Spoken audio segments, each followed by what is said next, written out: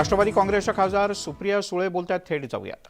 सगळ्यांनाच दिलं, त्याच्यात मी एक उपभोक्ता आहे. बाय द वे, बाळासाहेबांनी माझ्यावरही प्रचंड लहानपणापासून प्रेम केलं आहे आणि त्याच्यामुळे बाळासाहेबांनी स्वतः ते हयात असताना त्यांचा उत्तराधिकारी म्हणून उद्धवजींना ह्या संपूर्ण खूप मोठी जबाबदारी होती खरं तर शिवसेनेची, ती त्यांच्यावर दिली. आणि आज खूप प्रेमाच्या विश्वासाच्या नात्याने जर उद्धवजी एक आव्हान करत असतील तर मला वाटतं हा एक खूप मोठा भावनिक हे त्यांचं आव्हान आहे, जे खरं आहे त्यांच्यातला जो खरेपण आहे. आणि राजकारणात यश अपयश उतार चढाव येत राहतात. तो शेवटी माणसं आणि त्या नात्यांचा ओलावाच हाच आयुष्यात टिकतो. काही वाटतं तुम्हाला येतील त्यातले काही आमदार तरी येतील? मी काही ॲस्ट्रॉलॉजर वगैरे नाही, पण मला असं वाटतं की जर एक कुठल्याही कुटुंबात भांड्याला भांडं जर लागलं तर ते एखादा आपला मुलगा जर किंवा मुलगी ही रुसून गेली तर आई वडील हे सगळं पोटात घेऊन तो प्रश्न सोडवतात. एकीकडे बंडखोरी सुरू आहे आणि दुसरीकडे भाजपच्या हालचाली देखील सुरू आहेत. बैठका होत आहेत आणि तरीही भाजप म्हणते की नाही, आमच्या याच्यात काहीच हात नाही. बैठका घ्यायचा अधिकार त्यांना आहे. आमचं काही दडपशाहीचं सरकार कधी नव्हतं आणि कधी असणारही नाही.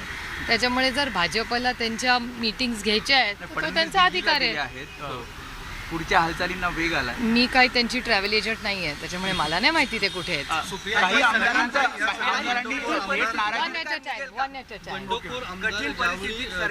तुम्ही दोघांचा कुठला प्रश्नाला उत्तर देऊ? बंडखोर आमदार जावळी या सगळ्या मुद्द्यांवरती टीका करताना राष्ट्रवादीवरती टीका केली जाते, कारण राष्ट्रवादीने निधी वाटपामध्ये कुठेतरी थेट नाराजी फक्त राष्ट्रवादीच्या पक्षाबद्दल आहे असं त्यांनी प्रतिक्रिया दिल्या. असं मला वाटतं let data speaks for itself ना. मला वाटतं तुमच्याच कुठल्या तरी चॅनलवर आणि वर्तमानपत्रांमध्ये कुणाकुणाला किती निधी आला आहे हे स्पष्ट झालेलंच आहे. त्याच्यामुळे मला वाटतं मला आणखीन त्याच्यावर वेगळं बोलण्याची काही गरज नाही. सुप्रिया जी, जीआर निकालने की बात हुई है. सरकार जब से पूरी तरह से स्थिति खराब हुई है तब से 350 से ज़्यादा जीआर निकाले गए हैं और इसको लेकर आपत्ति जताई गई है कि इतनी हड़बड़ी में किस तरह से क्यों काम हो रहा है, क्या कोई गड़बड़ी करने की कोशिश की जा रही है, इस पर क्या प्रतिक्रिया है?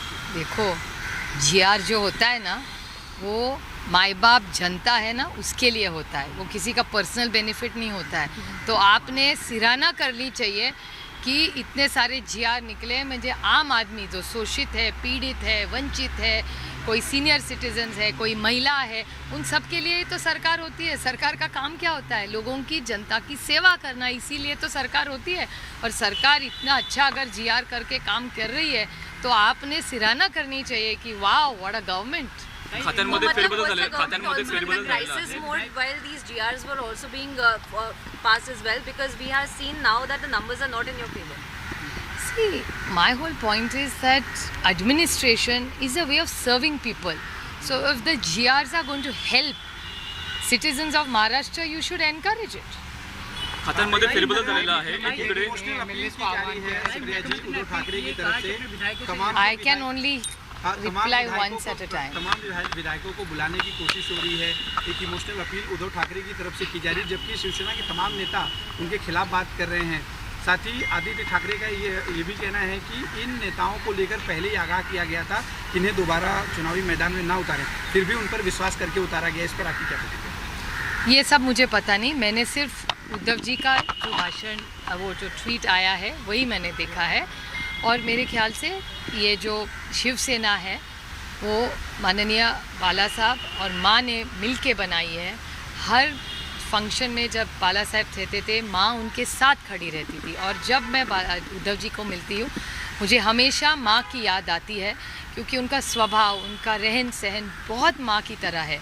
और एक फैमिली की तरह ये पार्टी हमेशा रही है और आगे भी रहेगी. और हमारे so interesting that I am so patiently talking to y'all and y'all are in such a rush. बंडखोर आमदारांचा माझा संपला नाही आहे. I am not done. If you, then you will not get me. You have made me lose my whole thinking track. I was fully on a track. You don't have to be sorry. Don't be sorry. What happens is I'm genuinely speaking from my heart. So if you speak in the middle, then the data goes away. But see, I have emotionals with that family. This is not, for people, politics is transaction and opportunity. For me, these are all emotions. Whichever party, we believe in human relations. We are not here to just do all the wrong things. We are here to do the right things. Why did I get into politics? Here to serve people and to make good legislation. That's what politics is all about. And रिश्ते ही तो होते हैं, याद रखना. सत्ता आती है और जाती है, सिर्फ रिश्ते रहते हैं. पर अगर रिश्तों की बात करें तो वो रिश्ते तो अब टूट रहे हैं क्योंकि सारे जो नंबर है एकनाथ शिंदे के पास में जो संजय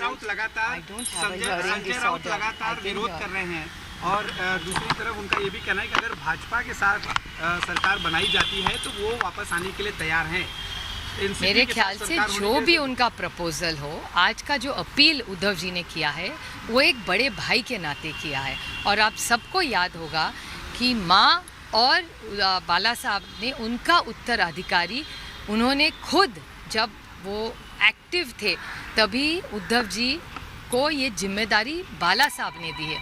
और एक बड़े भाई के नाते अगर आज उद्धव जी एक अपील कर रहे हैं, जो भी उनकी समस्या है वो घर में होनी चाहिए. तो अगर वो घर आए और अगर उद्धव जी ने अपील किया है तो अगर वो आके एक बार उद्धव जी से बात कर सके तो कुछ ना कुछ हल निकल सकता है. बट डेमोक्रेसी और रिश्ते ये सिर्फ डायलॉग से ही करते हैं. डायलॉग बंद होना, इससे तो कौन सा प्रश्न इस देश में या दुनिया में छूटा है बताइए. So dialogue is a must. और कंसिस्टेंटली उद्धव जी अपील कर रहे हैं और डायलॉग के लिए वो बैठने, आमने सामने बैठने के लिए तैयार है. Ma'am, but are you still I'm not hopeful? a hearing problem. You can talk to me very nice. Because you're shouting in my ear. आशावादी हैं मैम आप लोग Ma'am, because Eknath Shinde has all the numbers and there is an impending floor test as well. And so what are you, where is the NCP going to lie in that? Because the floor test is First impending in of the all, Maharashtra. Mr. Shinde doesn't have 144. He has, to the best of my knowledge, 50. So I really don't know what his plans are. Very hard to. I mean, I won't be able to judge such a per situation. अगर आप floor लोग taste आशावादी होता हैं है ma'am, Maharashtra अभी legislative वापसी को असेंबली को लेके तो क्या इसमें प्रतिक्रिया रहेगी क्योंकि वो कह रहे हैं कि उनके pass I am not an astrologer, so I can't tell you what the numbers are. To the best of my knowledge, what I know from all of you, as well as what I read, I have limited information. My information is either through you or through the newspapers. And he has 50 according to what I say. And for Maharashtra Assembly, you need to cross 144. So I really can't be able to tell you or help you in a way that how he's going to reach their number. I have no access to any more को information. लेकर आशावादी हैं ma'am, आप लोग क्योंकि पवार साहब लगातार बोल रहे हैं उद्धव कि ठाकरे अभी भी 21 हम तारखेलाच लगा खरं के तर राजीनामा बैठे हैं, देणार वो होते. विधायक वापस त्यांना आएंगे. शरद पवारांनी कैसे देखते थांबवलं हैं अशा मैम? पद्धतीची चर्चा आहे. क्या मी तुम्हाला खरं सांगू, मला ह्याची माहिती नाही. जे लोक ह्या ॲग्रिकल्चर अँड कल्टिवेशनसाठी बातम्या देत असतात, त्यांनी पेरणीमध्ये जर जास्त लक्ष घातलं तर या राज्याच्या शेतकऱ्याचा आणि तुमच्या माझ्या अन्नदात्याला जास्ती मदत होईल. मुख्यमंत्री आशावादी भावनिक साथ हैं क्या घालतायत. मैम तुम्ही सुद्धा भावना व्यक्त केल्या. मात्र जे बंडखोर आमदार आहेत ते थेट म्हणतायत की राष्ट्रवादीमुळे शिवसेनेत Yes. फूट पडतीये आणि जर राष्ट्रवादीकडनं फारकत घेतली तर आम्ही येऊ असं नाही. तथ्य वाटतं त्यात. हो, पण हे बघा, आता त्यांना तथ्य वाटतं. गंमत मला एवढ्याच गोष्टीची वाटते की जे सगळ्यात पुढे येऊन बोलतायत ते सगळे आधी राष्ट्रवादीतच होते. हे विसरून चालणार नाही आपल्याला. दीपक भाऊ किती वर्ष राष्ट्रवादीत होते, आपला उदय युवकमध्ये होता. असे किती तुम्हाला उदाहरणं देऊ त्याच्यातले जे आज पुढे आहेत, ते सगळे राष्ट्रवादीतच होते. पण आम्ही कधीही त्या नात्यात कधी कटुता आणू दिली नाही. जरी ते पक्ष सोडून गेले असतील तर आमच्या मनात त्यांच्यासाठी नेहमी प्रेमाच्याच भावना राहतील. कारण माझं स्वतःचं मत असं आहे की आपल्या नेत्याच्या आणि वडिलांच्या आयुष्यात एखादा माणूस 2 मिनिटाचाही आनंदाचा क्षण घेऊन गेला असेल तरी मी कधीही त्या व्यक्तीच्या विरोधात बोलणार नाही. कारण माझ्या आईची आणि मला महाराष्ट्राच्या संस्कृतीची जाणीव आहे की ज्या नात्यामध्ये कधीतरी आपण एकत्र एका ताटात जेवलं असू त्या मिठाला जागायची सवय किंवा माझी स्वतःची संस्कृती आहे, हेच छत्रपतींनी मला शिकवलेलं आहे. त्याच्यामुळे वेदना एकाच गोष्टीच्या होतात की ज्या लोकांनी अनेक वर्ष राष्ट्रवादीत होते त्यानंतर ते सेनेत गेले तरी आम्ही त्याचा नेहमी मान सन्मानच केला आणि प्रेमाचंच नातं ठेवलं. आणि माझ्या मनात त्यांच्या सगळ्यांबद्दल कालही प्रेम होतं, आजही आहे आणि उद्याही आहे. खात्यांमध्ये फेरबदल झालेला आहे. उदय सामंत यांची खाती आदित्यनं दिलेली आहेत आणि मात्र चंद्रकांत कुलकर्णी म्हणतात की आधी मुख्यमंत्र्यांनी नवाब मलिक यांचा राजीनामा घ्यावा, मग फेरबदल करावा. बरोबर आहे. ज्या काही मागण्या असतील त्या टेलिव्हिजनवरनं नाती आणि सरकार चालत नाही. तो समोरासमोर तुम्ही काय म्हणता, आपण भारतरत्न डॉक्टर बाबासाहेब आंबेडकरांचं नाव घेतो, संविधानाचा सार्थ आपल्याला अभिमान आहे, तर संविधानाच्या मार्गाने जायला नको का? तुम्ही शाहू फुले आंबेडकरांचं छत्रपतींचं नाव घेता तेव्हा समोरासमोर तर बसलं पाहिजे. माझं काय म्हणणं आहे, जे काही तुमची मतं असतील किंवा नसतील तर भारतरत्न डॉक्टर बाबासाहेब आंबेडकरांच्या संविधानाने जगावं. टेलिव्हिजन मीडिया नाही हो. उद्या मला सदानंदचं आणि माझं भांडण झालं म्हणून मी काय ABP माझाला सांगणार आहे की सदानंदला सांगा की तू रोज 6च्या ऐवजी 6:15ला उठ. मग तुम्ही त्याला विचारायचं, सदानंद सुळे तुम्ही 6ला उठला ना तर रुसलेल्या ताई परत येतील. असं नसतं हो. ते सदानंदचं आणि माझं भाषण आमच्या घरात झालं पाहिजे. जी काय आमचे मतभेद असतील ती घरात आहे आणि चर्चेतूनच मार्ग. दिस इज अ डेमोक्रेसी. संविधान चर्चेतूनच. जर्मनीमध्ये एवढी भिंत तुटून एक झाली ना जर्मनी. नाती असतात किंवा जबाबदारी असतात. मी एक लोकप्रतिनिधी आहे, माझे जरूर मतभेद असतील, कितीही पार्लमेंटमध्ये आम्ही करतो, पण चर्चेतूनच मार्ग निघतो ना. एखादं विधेयक जेव्हा येतं, मी लोकप्रतिनिधी आहे हो. माझं काय काम आहे की पार्लमेंटमध्ये आपल्या राज्याच्या वतीने प्रश्न मांडणे. चर्चा तर झालीच पाहिजे ना, मग ती दडपशाही होते. आणि एखादं जर मूल, मी पुन्हा म्हणते की एखादं मूल जर काही वेगळं काही करू पाहतं ते, तर आज उद्धवजींनी ते जे काय तुम्हाला चूक म्हणा, रुसणं म्हणा, फुगं म्हणा, पोटात घ्यायची दानता एक मोठा भाऊ म्हणून दाखवलं आहे. तो एक घरातला मोठा दाखवत असेल तर ते सगळं विसरून ते त्यांना सगळ्यांना प्रेमाने पोटात घ्यायला तयार आहेत. याच्यापेक्षा आणि काय पाहिजे मला? चर्चा हा सेनेला सल्ला आहे. चर्चा हा सेनेला सल्ला आहे. कारण जेव्हा भाजपसोबत काही राष्ट्रवादीचे आमदार तेव्हा गेले होते तेव्हा तुम्ही सुद्धा खूप हे केलं आणि त्यानंतर ते सगळे आमदार आले. असंच काही सेनेला करावं लागेल. चर्चा नाही, माझं म्हणणं असतं कोणाशी चर्चा तर झालीच पाहिजे. आता माझं पार्लमेंटमध्ये रोज आम्ही भाषण करतो, आम्ही त्यांचं ऐकतो, ते आमचं ऐकतात, त्या चर्चेतूनच निघते. आता कालचंच उदाहरण मी देते. काल एक महाराष्ट्र बँकेची बातमी एक प्रिंट नावाच्या वर्तमानपत्रात आली. मी ट्विट केलं निर्मलाजींकडून मला त्याचं उत्तर आलं.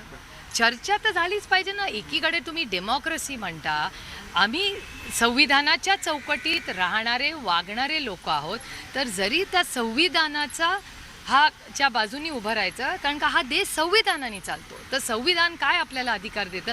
चर्चा करा. That's why we are the largest democracy in the world. Let's respect it. एकीकडे या सगळ्या घडामोडी घडत असताना दुसरीकडे संजय राऊतांना ईडीचं समन्स आलेलं आहे. 1 तारखेला पुन्हा एकदा त्यांना हजर राहण्यासाठी आदेश देण्यात आलेले. कसं हे दुर्दैवी हो. म्हणजे मला खरंच वाईट वाटतं की ईडी सारखी जी संस्था, खरंच ह्या देशामध्ये ईडीचा अध्यक्ष कोण आहे, कुणाला नोटीस आली आहे 5-1 वर्षापूर्वी कुणाला माहितीच नसायचं. आता आमच्याकडे गावाकडे पण गेला ना तर ते म्हणतात, ताई ह्याला ईडीची नोटीस आली. म्हटलं तुला बरं रे माहिती ईडी? तो म्हटलं नाही, इथपर्यंत पोचलंय. त्याच्यामुळे ईडी आता पार गावापर्यंत पोचली आहे. त्याच्यामुळे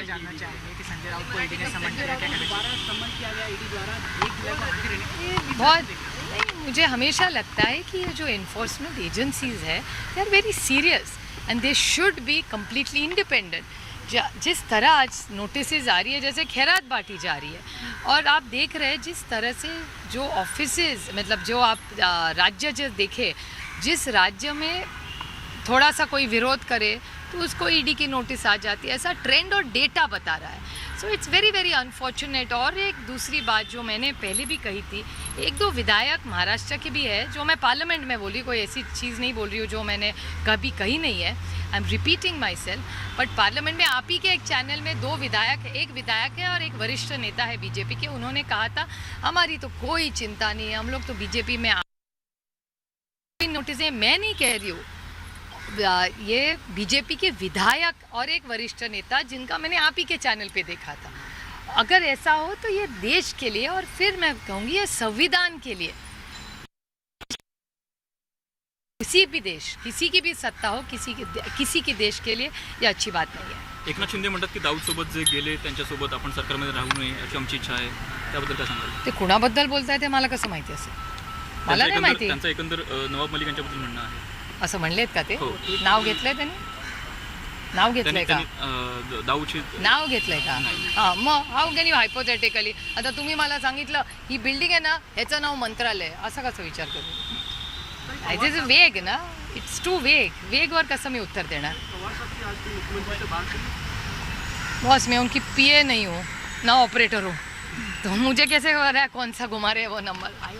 आई have no access to such information. गतिविधियां चालू है, हम देख रहे हैं दिन प्रतिदिन बैठक हो रही है, क्या आपको अभी भी उम्मीद लग रही है महाराष्ट्र में सरकार? अरे हमारा राजकीय पार्टी है, सत्ता में है, और हमारी पार्टी है, मीटिंग्स तो होनी ही चाहिए ना। वी वर्क 24/7, सत्ता में हो या ना हो, हम लोग तो 24/7, मेरा प्रोग्राम देख लीजिए हमेशा, वी आर 24/7 वर्किंग यार। हाथ पे हाथ रखे टाइम किसको है सर? विधेयक है मेरे, अभी ऐसे चली जाऊंगी 7-8 दिन तो मेरे निर्वाचन क्षेत्र में क्या मुंह दिखाऊंगी? बोलेंगे ताई बड़ी घूम रही है, हमारा चुन के किसने दिया तुमको?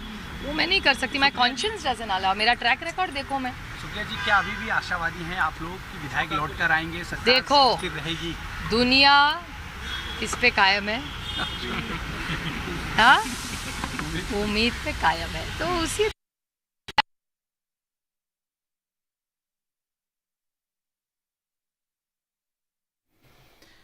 त्यामुळे सुप्रिया सुळे यांच्यावर प्रश्नांची सरबत्ती पत्रकारांनी केली, पण सुप्रिया सुळे ताकास तूर लागू देत नाहीत. नेमकं राष्ट्रवादीत काय चाललंय? शिवसेनेच्या बंडखोर आमदारांनी जे आरोप राष्ट्रवादीवर केलेत त्या संदर्भातही त्या कोणतीही ठोस भूमिका घेऊन सांगायला तयार नाहीत. पण उद्धव ठाकरे हे मोठ्या भावाप्रमाणे आहेत. ठाकरे कुटुंबियांचं आणि माझं वैयक्तिक नातं आहे आणि उद्धव ठाकरे सगळ्यांना माफ करायला तयार आहेत, असंही सुप्रिया सुळे यांनी सांगितलं. तिकडे राज्य मंत्रिमंडळाची बैठक थोड्याच वेळात मंत्रालयात होणार आहे. बंडखोरीच्या पार्श्वभूमीवर या बैठकीला विशेष महत्त्व प्राप्त झालं आहे. या बैठकीत राजकीय परिस्थितीवर चर्चा होऊ शकते. त्यामुळे आज राज्य मंत्रिमंडळाची महत्त्वपूर्ण बैठक होती आणि या बैठकीत काय महत्त्वाचे निर्णय होतात किंवा मुळात कोणत्या विषयांवर चर्चा होते याकडे सगळ्यांचं लक्ष लागलं आहे. साधारणपणे मंत्रिमंडळाच्या बैठकीत कोणते विषय चर्चेला असणार आहेत, कोणत्या विषयावर निर्णय होऊ शकतात याची काही संभाव्य यादी किंवा विषय तालिका असू शकते. स्वाती लोखंडे आपल्या प्रतिनिधी आपल्यासोबत आहेत. स्वाती, आज मंत्रिमंडळाच्या बैठकीसमोर कोणकोणते विषय आहेत? खरं तर मिलिंद, हाच मुद्दा आहे की नेमकी कोणत्या विषयांवर चर्चा होणार आहे. कारण आपल्याला माहिती आहे की कॅबिनेट बैठकीच्या एक दिवस आधी मंत्र्यांना या बैठकीचा अजेंडा जातो, पण अगदी दुपारपर्यंत हा अजेंडा गेला नव्हता. त्यामुळे आतापर्यंत कळू शकले नाही की नेमके कोणते विषय असतील. पण साहजिकच राज्यातली पावसाची परिस्थिती, पीक पाणी, त्याचबरोबर पाणी टंचाईचा काय मुद्दा आहे, कारण पाऊस लांबलेला आहे, आणि करोना, हे विषय हे नेहमीचे असतात, हे नेहमीचे विषय असतीलच. पण बाकी इतर विषयांसंदर्भात पण आढावा घेतला जाईल. कारण आपल्याला माहिती आहे की 4 कॅबिनेट मंत्री आणि 5 राज्यमंत्री यांचा जो अतिरिक्त भार आहे तो इतर मंत्र्यांकडे सोपवलेला आहे त्यांच्या खात्याचा. त्यामुळे या खात्यासंदर्भातली पण काही चर्चा या बैठकीत होईल. आणि असंही कळतंय की कदाचित मुख्यमंत्री उद्धव ठाकरेंनी सोनिया गांधींशी फोनवर चर्चा केलेली आहे या बैठकीआधी, आणि म्हणून या बैठकीला खूप जास्त महत्त्व प्राप्त झालंय. कारण असंही म्हटलं जातं की मुख्यमंत्री कदाचित या बैठकीला येऊ शकतील, पण ही अजून शक्यताच आहे. आतापर्यंत तरी मुख्यमंत्री मंत्रालयात पोहोचले नाहीयेत. विशेष म्हणजे जसं गेल्या वेळेला आपण म्हणत होतो की कदाचित ही याची शेवटची बैठक असू शकेल या कॅबिनेटची, पण सुप्रीम कोर्टाच्या निर्णयामुळे कुठे ना कुठेतरी या सरकारला दिलासा मिळालाय की किमान 11 जुलैपर्यंत तरी बऱ्यापैकी कॅबिनेटच्या मीटिंग होऊ शकतील. जसं बुधवार गुरुवारी मीटिंग असतात, पण अचानकपणे आज मंगळवारी लावण्यात आलेली आहे. त्यामुळे नक्कीच याच्या मागे काही महत्त्वाचे विषय आणि कारणं असू शकतील. मिलिंद.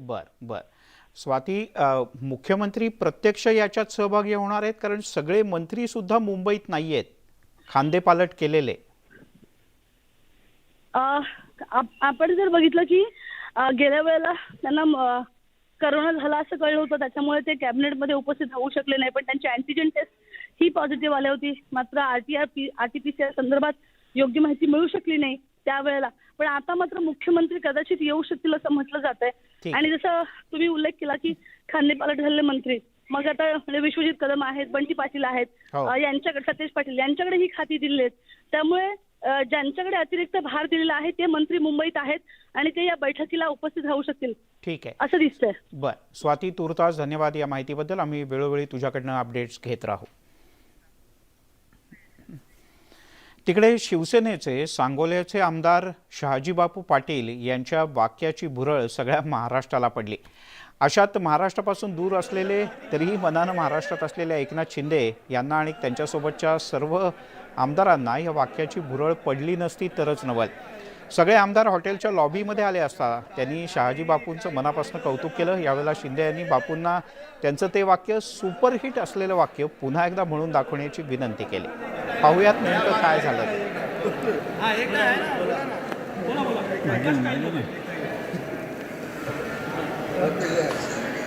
काय झाडी, काय डोंगर, काय हॉटेल, ओके.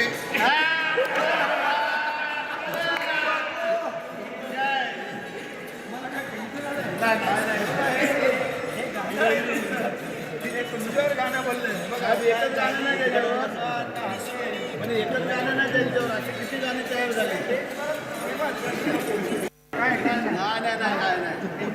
अजिबात काय झाडी, काय डोंगर, काय हॉटेल.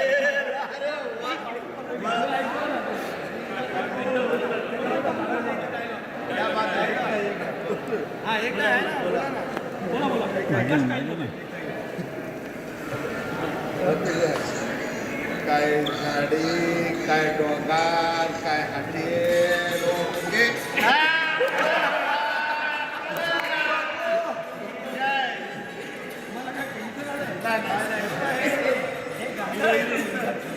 तुमच्यावर गाणं बोलले बघा, एकच गाणं नाही त्याच्यावर, म्हणजे एकच गाणं. राज्यातल्या महाविकास आघाडी सरकारचं काउंटडाऊन सुरू झालंय. मुख्यमंत्री उद्धव ठाकरे यांनी बंडखोर शिवसेना आमदारांना पुन्हा एकदा एक भावनिक आवाहन केलंय. माघारी या असं उद्धव ठाकरे यांनी म्हटलंय. कुटुंब प्रमुख म्हणून तुम्हाला मनापासून सांगतो, अजूनही वेळ गेलेली नाही. माझं आपल्याला सगळ्यांना आवाहन आहे, आपण माझ्यासमोर बसा, शिवसैनिकांच्या आणि जनतेच्या मनातील संभ्रम दूर करा असं उद्धव ठाकरे यांनी सर्व बंडखोर आमदारांना म्हटलं आहे. शिवसेनेचे पक्षप्रमुख आणि कुटुंब प्रमुख म्हणून आजही मला तुमची काळजी वाटते अशी भावना उद्धव ठाकरे यांनी व्यक्त केली.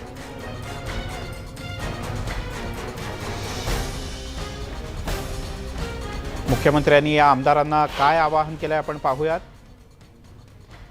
शिवसैनिक आमदार बांधवांनो आणि भगिनींनो, जय महाराष्ट्र. आपण गेल्या काही दिवसांपासून गुवाहाटी इथे अडकून पडलेले आहात. आपल्याबाबत रोज नवीन माहिती समोर येत आहे. आपल्यातील बरेच संपर्कात आहेत. आपण आजही मनाने शिवसेनेत आहात. आपल्यापैकी काही आमदारांच्या कुटुंबातील सदस्यांनी देखील संपर्क साधून आपल्या मनातील भावना मला कळवल्या आहेत. आपल्या भावनांचा मी शिवसेनेचा कुटुंब प्रमुख म्हणून आदर करतो. कुटुंब प्रमुख म्हणून तुम्हाला मनापासून सांगतो की अजूनही वेळ गेलेली नाही. माझं सगळ्यांना आवाहन आहे, माझ्या समोर बसा, शिवसेनेच्या आणि जनतेच्या मनातल्या सर्व प्रश्नांना आपण दूर करू. कोणाच्याही कोणत्याही भूलथापांना बळी पडू नका. शिवसेनेत जो मान सन्मान तुम्हाला मिळाला तो कुठेही मिळू शकणार नाही. शिवसेना पक्षप्रमुख आणि कुटुंब प्रमुख म्हणून आजही मला तुमची काळजी वाटते. समोर येऊन बोला, आपण मार्ग काढू असं म्हटलंय राज्याचे मुख्यमंत्री आणि शिवसेनेचे पक्षप्रमुख उद्धव ठाकरे यांनी. आणि याबद्दल बोलण्यासाठी आपल्यासोबत मनीषा कायंदे जोडल्या गेले ते शिवसेनेच्या प्रवक्त्या.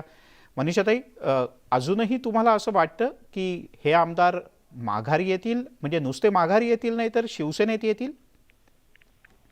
असं आहे की कुटुंब प्रमुखाची जी भूमिका आहे त्या नात्यातून माननीय उद्धवजी ठाकरे यांनी आवाहन केलेलं आहे की तुम्ही या परत. अजूनही उद्धवजी त्यांना आपलं मानतात आणि कुठे कोणाच्या भडकाव्यानी कोणाच्या भडकवण्यानी ते तिथे गेले असतील काय असेल. आणि खरंच काळजी पण वाटते ना. एक आज तुम्ही पहा, एखादा निवडून आलेला आमदार असतो तर ते आपल्या मतदारसंघातून किंवा आपल्या याच्यापासून दूर राहू शकत नाही. त्यांनाही काळजी असते की आपल्या मतदारसंघात काय आहे, मंत्री आहेत हे सगळे, त्यांच्या खात्यात जिकरीचे प्रश्न आहेत. तर हे सगळेच विषय आहेत आणि यांना कोणी, एक मिनिट थांबा मला पूर्ण करूया. आणि असं आहे की एक कुटुंब प्रमुख म्हणून उद्धवजींना काळजी देखील वाटते की नक्की यांच्याबरोबर तिथे काय होतंय आणि काळजी करणं स्वाभाविक आहे. त्यामुळे त्या भावनेतून त्यांनी त्यांना आवाहन केलं की तुम्ही या, आपण समोरासमोर बसून बोलू. एक वडीलधाऱ्या माणसाची जी भूमिका असायला पाहिजे ती माननीय उद्धवजी साहेब ही निभावत आहेत. बरं, एक प्रश्न विचारू आता. हो, बोला. प्रश्न असा आहे की एकीकडे उद्धव ठाकरे, आदित्य ठाकरे हे सगळेजण किंवा काही शिवसेनेचे नेते इतक्या पोटतिडकीनं अजूनही बोलतायत, या नेत्यांना परत या असं म्हणतायत, पण दुसरीकडे संजय राऊत यांच्यासारखे शिवसेनेचे नेते मात्र खूप वेगळी आणि वाईट भाषा वापरतायत. मला असं वाटतं आपण मुख्यमंत्री काय म्हणतात ते जास्ती महत्वाचं आहे. आणि शेवटी कुटुंब प्रमुख म्हणून त्यांची जी भाषा आहे आणि त्यांचं जे आव्हान आहे आपण त्याला महत्त्व देऊया. बरं, धन्यवाद. तुम्ही न्यूज 18 लोकमतशी बोललात याबद्दल.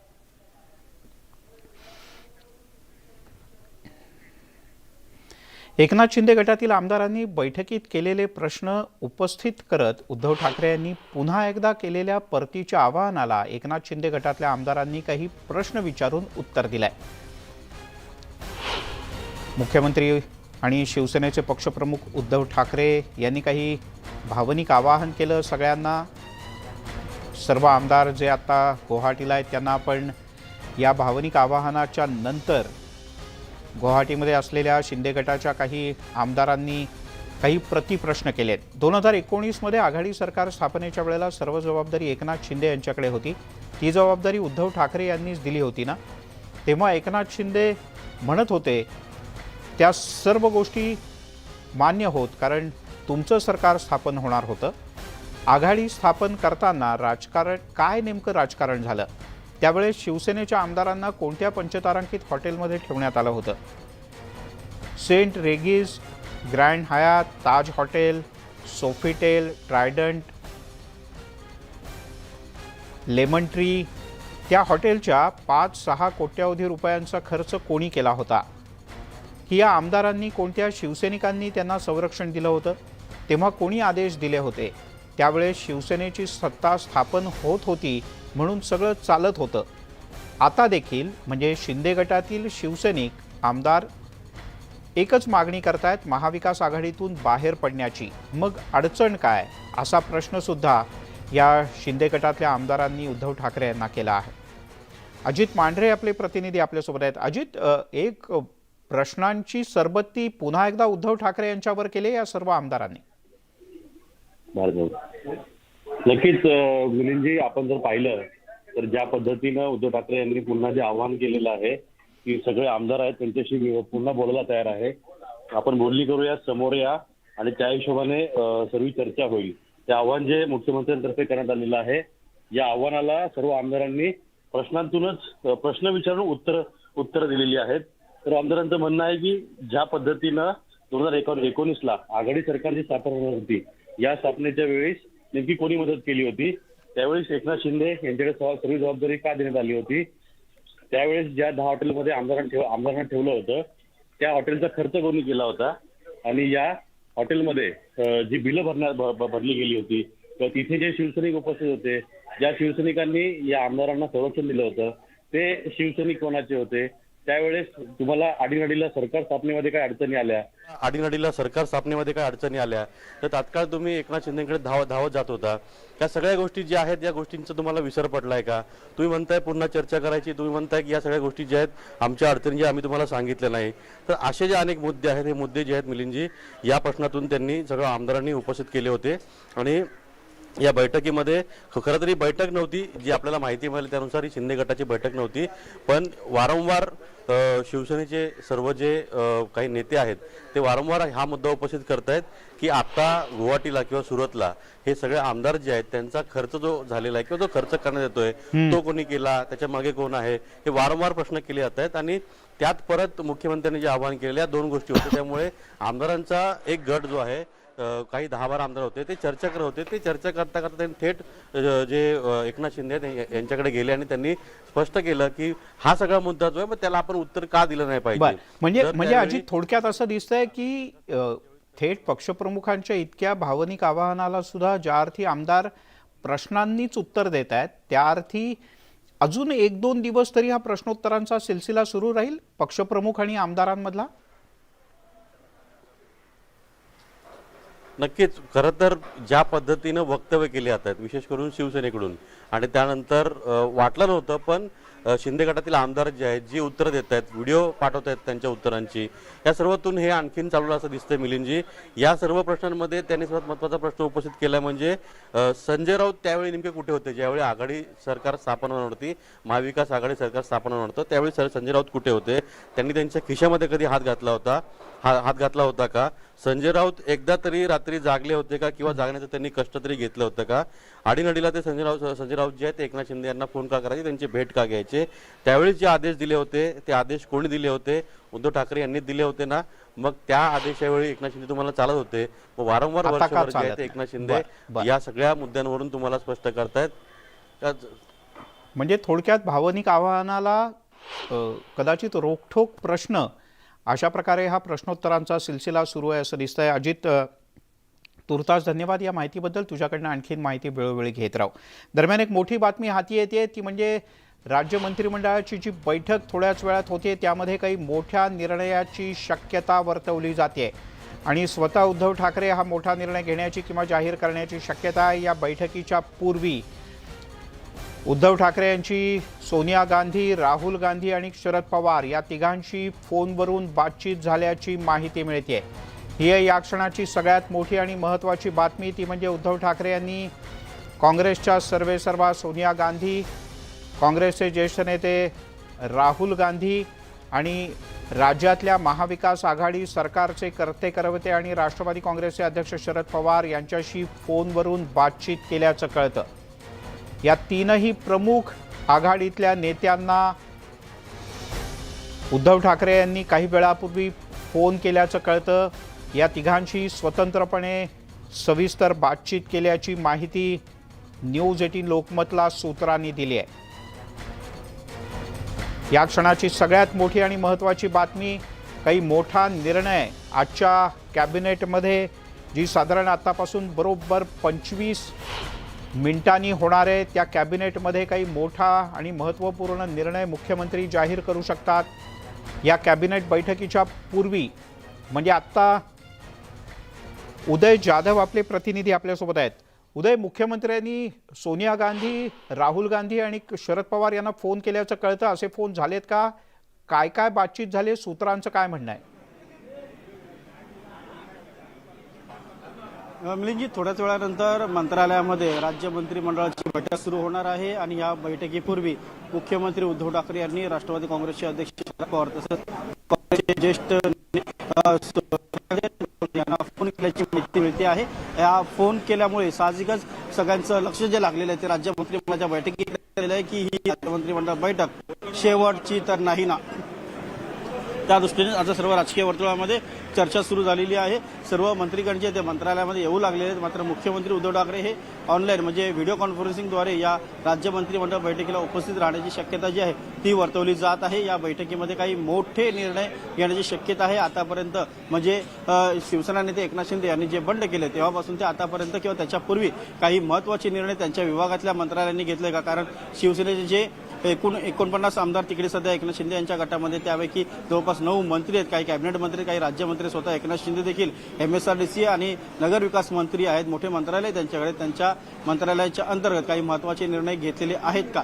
जर घेतलेले असतील तर त्या संदर्भातल्या फायली ज्या आहेत त्या देखील मुख्यमंत्र्यांनी मागवल्या असल्याची माहिती मिळते. त्यामुळे काही मोठा निर्णय होऊ शकतो आणि सगळ्यांचाच मुख्य करून लक्ष लागलेलं आहे की हे शेवटची जर राज्य मंत्रिमंडळ बैठक असेल तर या बैठकीमध्ये काही इतर जे मंत्री आहेत ते देखील त्यांची काही मागणी लावून धरतात किंवा त्यांच्या काही मागण्या पूर्ण करतात का मुख्यमंत्री हे पाहावं लागणार आहे. आपण इथे पाहू शकतो अनेक मंत्री येऊ लागलेले आहेत. आपण मागच्या बाजूला पाहू शकतो ऊर्जा मंत्री नितीन राऊत जे आहेत ते इथे आलेले आहेत. ते या संदर्भात काही बोलतायत का आपण पाहूया. नितीनजी, राज्य मंत्रिमंडळ बैठक सुरू झालेली आहे. आपली काय प्रतिक्रिया? राज्य सरकार देखील अडचणीमध्ये आल्याचं आपल्याला पाहायला मिळतंय. शिवसेनेमध्ये जे बंड झालेले त्या बंडावर एक लक्षात घ्या, शिवसेनेमध्ये जे काही घडलं असेल ज्या घडामोडी होतात त्या राजकीय घडामोडी चालत असतात. तो पक्ष त्यासाठी सक्षम आहे आणि तो पक्ष ते सांभाळून घेईल. परंतु राज्य मंत्रिमंडळाची बैठक या ठिकाणी जी होत आहे म्हणजे सरकार कामकाज या ठिकाणी सुरू आहे हे यावरून लक्षात येतं. आताच मी एका तासापूर्वी 60,000 कोटीचा अडाणी उद्योग समूह केलेला आहे ग्रीन आणि संदर्भामध्ये. त्यात जे पंप स्टोरेज आहे त्या पंप स्टोरेजनी आम्ही वीज निर्मिती करण्याचा 1,500 मेगावॅटचा तो प्रोजेक्ट आहे. त्यामध्ये 30,000 लोकांचा रोजगार सुद्धा उपलब्ध होणार आहे. यावरून मला एवढंच सांगायचं आहे की सरकार आमचं पूर्णतः ऍक्टिव्ह आहे. सरकारकडे स्पष्ट बहुमत असल्याचे विरोधक सांगतायत अडचणीमध्ये आहे. बहुमत हे बाहेर सिद्ध होत नसतं. बहुमत हे विधानसभेच्या फ्लोअरवर होतं. निवडून आलेले लोकप्रतिनिधी त्याला मतदान करतात. मुख्यमंत्री राज कहा जिस तरह से जा रहा है कि एक बयान आ रहा है कि आखिरी बैठक हो सकती है. 50 के करीब विधायक जो है वो गुवाहाटी में पहुंचे. आप इसे किस तरह से देखते हैं? कहा जा रहा है सरकार अल्पमत में. देखिए कौन से विधायक कहाँ पहुंच गए और क्या पहुंच गए इसके बारे में मुझे विशेष जानकारी नहीं है. लेकिन मैं इतना कह सकता हूँ कि आज भी श्रीमान उद्धवजी बाळासाहेब ठाकरे इनके नेतृत्व में महाविकास आघाड़ी की सरकार कार्यरत है. और कल जो सुप्रीम कोर्ट का फैसला आया उन्होंने भी उस सरकार के बारे में कुछ रोका नहीं है, ना ही कोई अधिकार किसी को दिया है. इसलिए यह सरकार जो महाराष्ट्र की महाविकास आघाड़ी की सरकार है वो उसका काम चालू है. वे अपना काम कर रही. तमाम मंत्रीगण अपने कार्यालयों में बैठकर काम कर रहे हैं. मैंने भी थोड़ी देर पहले एक MOU साइन किया ग्रीन एंड क्लीन एनर्जी के बारे में, जिसमें पंप स्टोरेज का काम होने वाला है. 1,500 मेगावाट बिजली 3-4 साल में यहाँ पे स्थापित होगी, निर्मित होगी उसकी. 30,000 लोगों को वहाँ पर एम्प्लॉयमेंट उपलब्ध होगा और तकरीबन 60,000 करोड़ का इन्वेस्टमेंट यहाँ पर आ रहा है. और इस प्रकार से हमने यहाँ काम किया है. हम यही त्यामुळे मंत्रिमंडळाच्या बैठकीकरता एक मंत्री पोहोचत आहेत आणि सरकार व्यवस्थित काम करत आहे. शिवसेना सक्षम आहे त्यांच्या अडचणी सोडवण्यासाठी असं या मंत्र्यांचं म्हणणं आहे. बोलूयात पुढच्या बातमीकडे. राज्यातले विरोधी पक्षनेते आणि भाजपचे ज्येष्ठ नेते देवेंद्र फडणवीस हे दिल्लीत पोहोचलेत आणि ते पक्षाचे अध्यक्ष JP नड्डा यांच्या भेटीसाठी पोहोचल्याचं कळतं. राज्यातल्या विविध राजकीय घडामोडींवर भाजपचे राष्ट्रीय अध्यक्ष JP नड्डा आणि देवेंद्र फडणवीस यांच्यात दिल्लीमध्ये जोरदार खलबतं. प्रशांत लीला रामदास आपले दिल्लीचे प्रतिनिधी आपल्यासोबत आहेत. प्रशांत, कोण कोण या बैठकीत उपस्थित आहे आणि काय काय होऊ शकतं?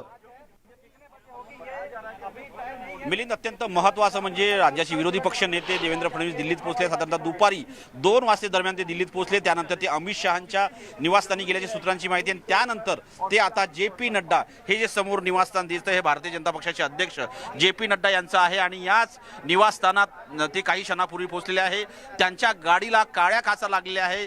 त्यामुळे त्यांचा प्रयत्न होता की राज्यात जे राजकीय संकट निर्माण झालं त्या राजकीय संकटावर एका पद्धतीने कुठलंही माहिती जास्त लोकांना मिळू नये. पण त्यांचा जो प्रयत्न आहे तो प्रयत्न गेल्या वेळी यशस्वी झाला होता. पण यावेळी जर बघितलं आपण तर अमित शहांच्या निवासस्थानातून जसे अमित शहा बाहेर पडले त्याच्या दुसऱ्या क्षणाला देवेंद्र फडणवीस हे समोर जे दिसतंय जगत प्रसाद नड्डा यांचं जे निवासस्थान आहे मोतीलाल नेहरू मार्गावरती 7B तिथे पोहोचलेले आहेत. आणि पोहोचून साधारणतः या बैठकीमध्ये जी माहिती मिळते या घडीला JP नड्डा जे भारतीय जनता पक्षाचे अध्यक्ष आहे ते उपस्थित आहे. यापूर्वी जवळपास 55 मिनिटं हे अमित शहा जे केंद्रीय गृहमंत्री आहे यांच्यासोबत विस्ताराने चर्चा करायची माहिती पुढे आली होती. प्रथमतः ते साऊथ एव्हन्यू या परिसरामध्ये गेले होते देवेंद्र फडणवीस. तिथून ते अमित शहा यांच्या निवासस्थानी पोहोचले आणि त्यानंतर अमित शहा जेव्हा बाहेर पडले आपल्या शासकीय निवासस्थानातून त्यानंतर ते आता या JP नड्डा यांच्या निवासस्थानी पोहोचलेले आहेत. इथे काही क्षणापूर्वीच पोहोचलेले आहेत. त्यांच्या गाडीमध्ये जर बघितलं आपण ज्या पद्धतीने माहिती मिळते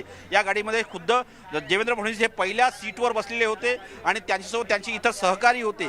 पण या बैठकीमध्ये जर बघितलं आपण तर या बैठकीमध्ये JP नड्डा आहेत आणि JP नड्डा आणि सोबतच इतरही भारतीय जनता पक्षाचे नेते इथे पोहोचण्याची शक्यता व्यक्त केली जात आहे. महत्त्वाचं म्हणजे जर बघितलं ज्या पद्धतीनं माहिती मिळते हे अत्यंत महत्त्वाचं आहे की देवेंद्र फडणवीस दिल्लीत येऊन भारतीय जनता पक्षाच्या ज्येष्ठ नेत्यांसोबत चर्चा सल्ला मसलत करत आहे. यातून एक महत्त्वाचं जे माहिती मिळते मिलिंद की होऊ शकतं यानंतर हिरवा झेंडा घेऊन ते निघतात का मुंबईच्या दिशेनं हे पाहणं अतिशय महत्त्वाचं ठरणार आहे. मिलिंद. प्रशांत, तुर्तास धन्यवाद. यासाठी सरकारचं सत्तेचं काउंटडाऊन वेगानं सुरू झालंय का? कारण थोड्याच वेळापूर्वी राज्याचे मुख्यमंत्री उद्धव ठाकरे यांनी काँग्रेस अध्यक्षा सोनिया गांधी, राहुल गांधी आणि शरद पवार यांच्याशी दूरध्वनीवरून बातचीत केली आणि थोड्याच वेळात राज्य मंत्रिमंडळाची बैठकही सुरू होती. तिकडे गुवाहाटीत असलेले शिवसेनेचे बंडखोर नेते एकनाथ शिंदे आणि त्यांच्यासोबत असलेले आमदार मुंबईत कधी परतणार अशी चर्चा रंगलेली असतानाच आज खुद्द एकनाथ शिंदेच गुवाहाटीत थांबलेल्या रेडिसन ब्लू हॉटेलच्या बाहेर आले होते. त्यांनी पत्रकारांशी अगदी काही मिनिटं संवाद साधला. लवकरच मुंबईत येणार असल्याचं त्यांनी म्हटलं आहे. तसंच शिंदे गटाची सर्व अधिकृत भूमिका दीपक केसरकर मांडत असल्याचंही त्यांनी म्हटलं.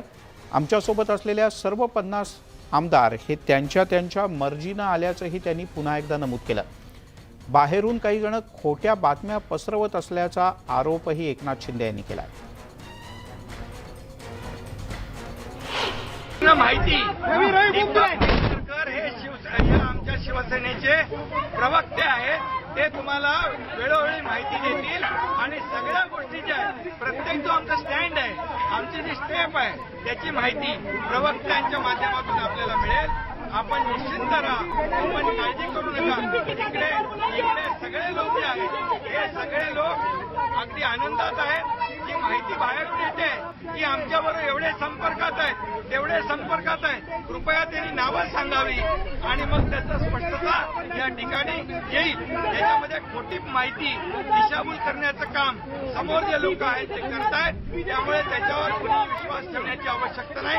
इथे 50 लोक आहेत. हे 50 लोक स्वतःच्या मर्जीने आलेत आणि ते खुश आहेत, आनंदी आहेत. एक भूमिका घेऊन आम्ही आलेलो आहे. या कुठल्याही परिस्थितीमध्ये स्वतःच्या स्वार्थासाठी इथे 40-50 लोक आलेले नाहीत. एक हिंदुत्वाची भूमिका, बाळासाहेबांची भूमिका घेऊन या ठिकाणी हे लोक आलेले आहेत. त्यामुळे आता पुढची जी काय माहिती आहे ती दीपक केसरकर आपल्याला देतील. सत्तेचं काउंटडाऊन. शिवसेनेचे खासदार संजय राऊत यांच्या आक्रमक विधानानंतर आता शिंदे गट सुद्धा चांगलाच आक्रमक झालाय. शिंदे गटातील अनेक आमदार आपल्या संपर्कात असल्याचं विधान राऊत यांनी केलं होतं. या दाव्याला फोडण्यासाठी शिवसेनेच्या सर्व बंडखोर आमदारांच्या प्रतिक्रिया आता एकापुढे एक पाठवल्या जात आहेत. शिंदे गटात कोणतेही मतभेद नाहीत, तसंच स्वखुशीने आपण इथे आल्याचा उल्लेख यामध्ये करण्यात येतोय.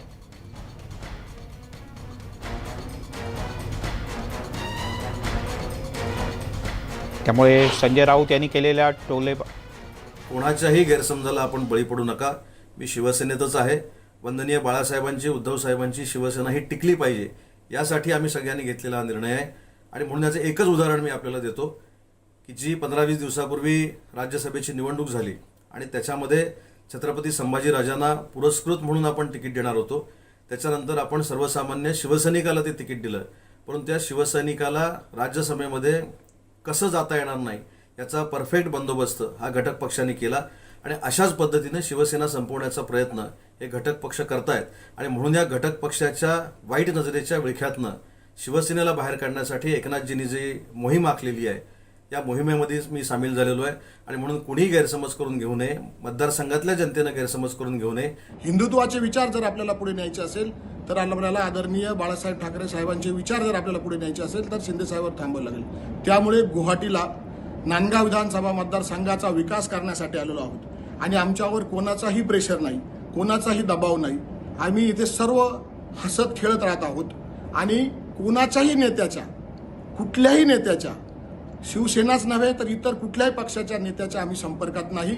आम्ही शिंदे साहेबांच्याच बरोबर आहोत. कृपा करून आमचा मतदारसंघातली जनता आणि आमच्या मतदारसंघातलं भविष्याचं राजकारण वाचवा. राष्ट्रवादी आणि काँग्रेसच्या बरोबर हे राजकारण आमचं उद्ध्वस्त होतंय. आम्ही जनतेच्या समोर जात असताना आणि काल मतं मागत असताना हिंदू हृदय सम्राट बाळासाहेब ठाकरे साहेबांच्या विचाराला मत द्या. देवेंद्र फडणवीस साहेबांचं आम्ही नाव घेतलं, उद्धवजी साहेबांचं आम्ही नाव घेतलं. आम्ही जनतेसमोर गेलो, मतं मागितली, लोकांनी आम्हाला भरभरून मतं दिली. त्यामुळे भावनिक आवाहनाला आणि विविध प्रकारच्या आरोपांना आता त्याच पद्धतीने शिंदे गटाकडून उत्तर दिलं जात आहे. याच सर्व घटनांचा आपण सातत्यानं पाठपुरावा करणार आहोत. याच बातमीवर कायम राहणार आहोत. तुर्तास या बुलेटिनमध्ये इथेच थांबूयात. थोड्याच वेळात माझी सहकारी सुवर्णा घेऊन येते अनेक महत्त्वाच्या बातम्यांच्या खास अपडेट्स.